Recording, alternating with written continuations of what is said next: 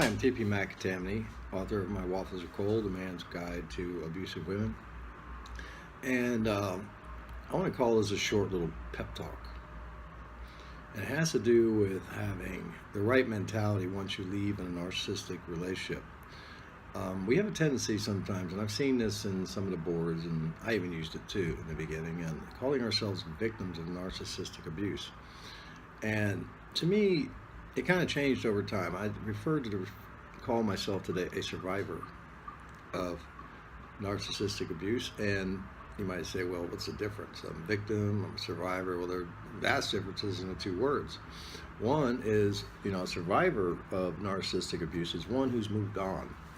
A victim is still trying to figure out how to move on. And you may not be there right now. Maybe you're not, you just got out of a relationship, you've just been either dumped or you walked out on your own. There may be issues still involved with the relationship, dealing with divorce, children, and things of that nature. But if you're out of the relationship, you're a survivor. As long as you don't go back in the relationship, you're a survivor. If you want to be a victim, you got a tendency more to go back in the relationship, because victims generally will return to a relationship easier than someone that considers herself a survivor. And it's not wordplay. It's just a mental attitude. The mental attitude that I am never going back to this again. I don't care if the person does change. What they did to me during the relationship, who they were, lying about themselves from the beginning. I don't want anything to do with that person. I've survived it.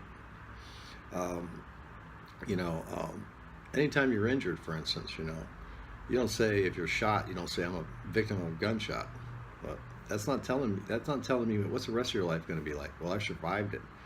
If you're a victim of a gunshot, they usually refer to the person that got shot and is dead.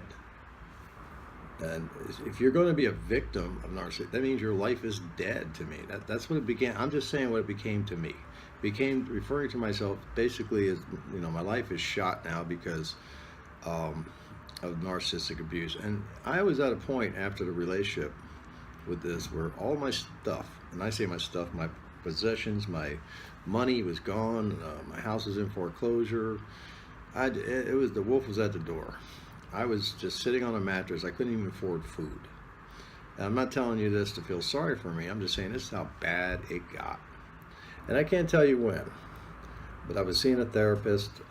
I was writing down, journaling the relationship. I was trying to get, some kind of meaning out of what had happened. And as you watched in my videos, this happened right after my wife died, just previous to getting in this relationship. I jumped in this relationship because I do what a lot of guys do when they lose a long-term, I call it everyday person, their spouse, the woman in my life and I love. And they tried to, I guess, replace or just, because they were tired of, we don't want to be alone is what it is. But nevertheless, this woman abused me and used me. And here I was with nothing. And I had a lot of self-hate. I had a lot of self-pity. I had a lot of everything. Anger. I had a lot of anger. I wanted to do something to her. I wanted to pay her back.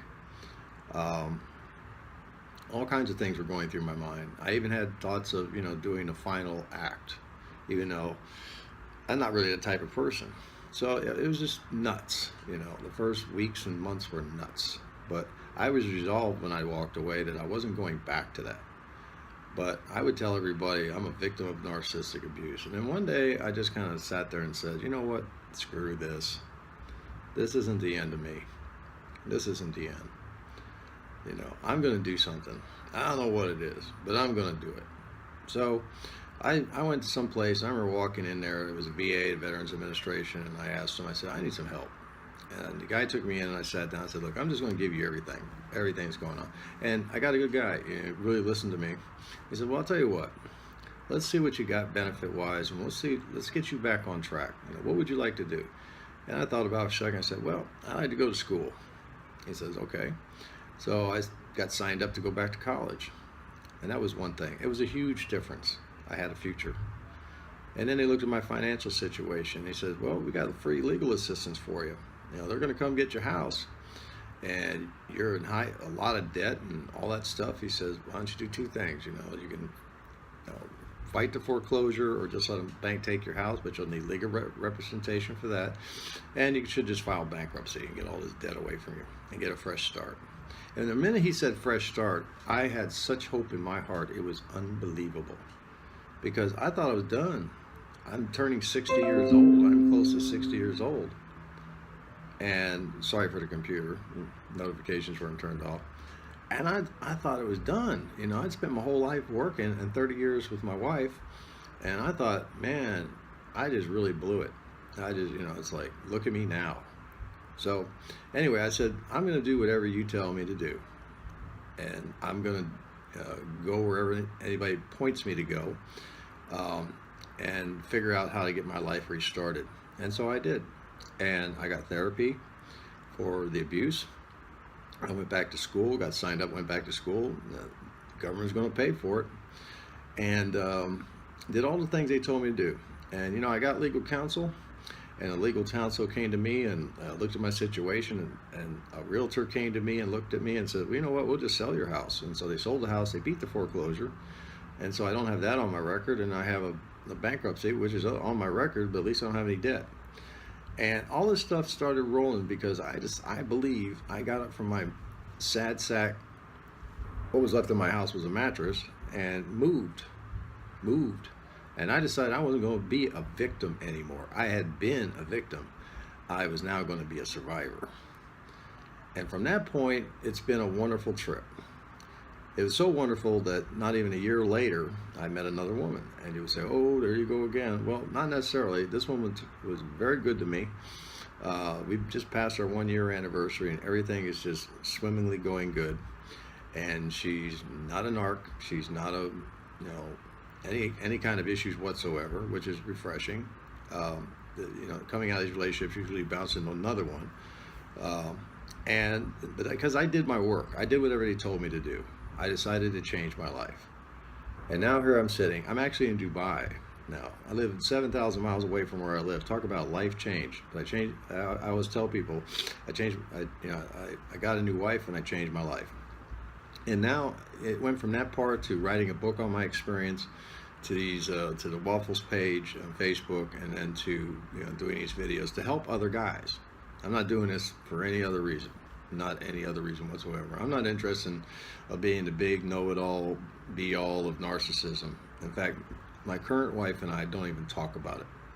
We don't talk about narcissism, even though she helps me out on my page, and, you know, she had an experience like that. We don't talk about this stuff that much because we want to live life. We have you either live a normal life with somebody, like I did with my wife just previous, and that also helped me, by the way. And it helped me too, because I had 30 years. I wasn't even none of those problems that you had in my narcissistic relationship, which only lasted 2 years. So I know life could be normal. Now I'm back to normal, and you have all the normal issues that you have in a normal relationship. You know, I've got a new grandson. I have a daughter from an early marriage in my life, and I have 4 grandchildren there. And, you know, I have this big quiver of family now that I have to take care of. And, you know, a 3-year-old grandson or 2-year-old grandson, he's about to turn 3, and I babysit him. When I was sitting on that mattress eating those peanut butter crackers, I had no idea this was going to happen. None. I had no idea which way I was going to go.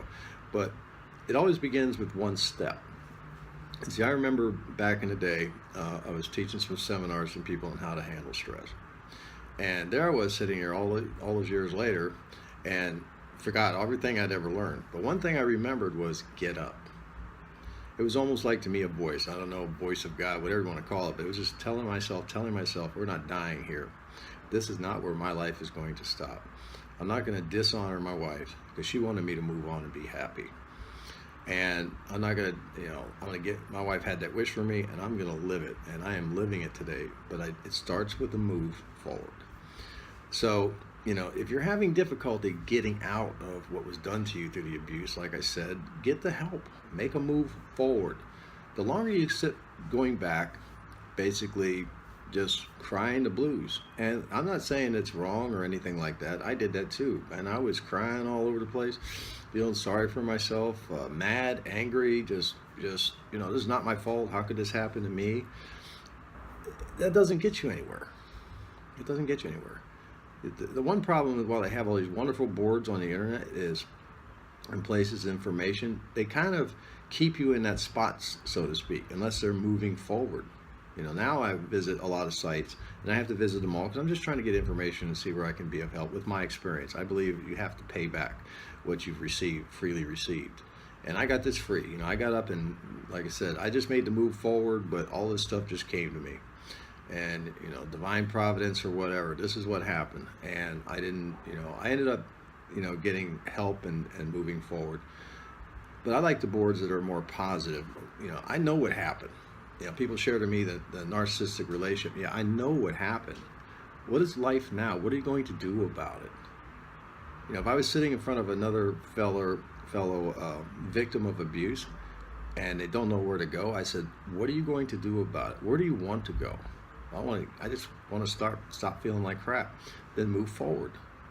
Trust the process. Always trust the process. Just move forward. Go get help. Well, I don't want to see a therapist. It can't hurt unless you can't afford it or something like that. And there are free forms of counseling. A lot of community mental health centers have somebody who will talk to you for free. Move forward. Move forward. It's worth the investment. If you don't believe it's going to work, try it for 30 days. And trust me, it'll help. Get a book on moving forward. Just follow the program. Put the emphasis into yourself for a change, not the emphasis on another person. The more attention you give this narcissist and what they did to you, the more power you're actually giving back to them. Because listen, if they know you're doing that they're still winning. They're still winning. They're still getting you. You know, the less you pay attention to them, the more you're winning for a change. One thing narcissist doesn't, anything, my ex-narcissist, I like calling them my ex-narcissists because they're not in my life and I don't care what they're doing. I don't peruse their Facebook page. I don't worry about none of it. I blocked them in every which way but loose. They can't even get to me, especially here in Dubai. And I don't care. I personally don't care. And I say that honestly. After a relationship end, you have this trauma bonding and you have this bonding to a person. You can't get out of a relationship without having that. I worked through that. You can work through that. You can get it out. It's just the way your body reacts to a relationship and the stuff that goes into your mind, the programming. You can deprogram your mind and get out of it to where you're not thinking about it anymore. They're just a blip to her. In my mind, she's a blip on the radar. I think about my wife I had for 30 years. I think about my grandchildren, and I think about my new wife. They give me plenty to think about. I don't have anything else to think about. The only time I concentrate on this is when I'm sharing my story, and I go on, and I don't do that all day long. You know, I do some other stuff. I've got other projects that I work on. I'm a writer by trade, and so I've got other projects I can work on. I have a life. It's a far cry from a mattress and peanut butter crackers. So what are you? Are you a victim or a survivor? That choice is yours. I'm TP McAtamney. Thanks for joining me on this video. I'll have another one soon.